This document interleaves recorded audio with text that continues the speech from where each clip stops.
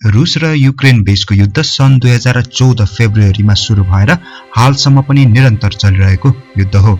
यो युद्ध क्रिमिया र डोनबास क्षेत्रमा केन्द्रित रहेको छ, जुन क्षेत्रलाई पश्चिमा समुदायले युक्रेनको भाग मान्दछन्।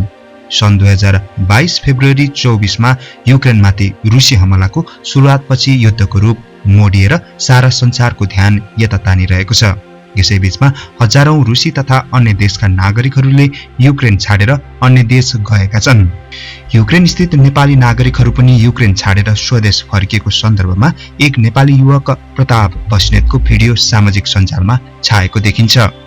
युक्रेनमा रहेका नेपाली युवा प्रताप बस्नेतले पनि रुस विरुद्धको युद्ध लड्न युक्रेनको तर्फबाट लाइन लागेका छन्।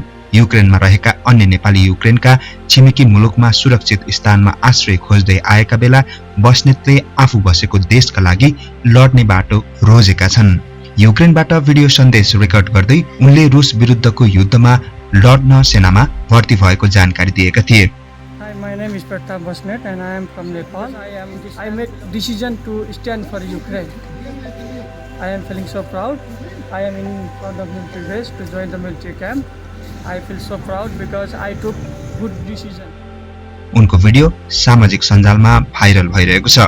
युक्रेन अहिले रुस विरुद्ध लडिरहेको छ। सार्वभौम सत्ताको रक्षाका लागि यो युद्धमा एक सच्चा देशभक्तको हैसियतमा मैले युक्रेनको पक्षमा उभिने निर्णय गरेको छु। बस्नेतले भने यति बेला युक्रेनलाई सहयोगको नितान्त आवश्यक छ। I want to do something good for Ukraine because I used to work in Ukraine.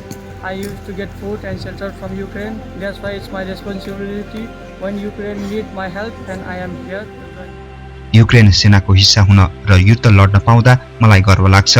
रुसी आक्रमणपछि युक्रेनमा बसोबास गर्ने धेरै नेपाली राजधानी किभबाट छिमेकी मुलुक पोल्यान्ड, बेलारुस र जर्मनीमा पलायन भएका छन्।